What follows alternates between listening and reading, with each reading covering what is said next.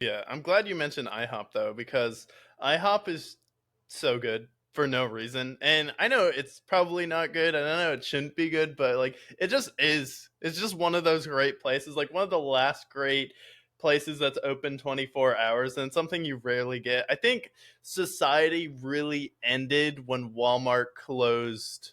IHOP just has better food all around. So I just felt like if I'm going to include a chain diner, I got to include IHOP because everywhere, no matter where you are, it feels like when you step into an IHOP, you're stepping into just a portal into. You can literally just name the state, and it feels like you're in that state. Like no matter where you are, like IHOP is just a portal to another dimension. It feels like. Yeah, no, it really is.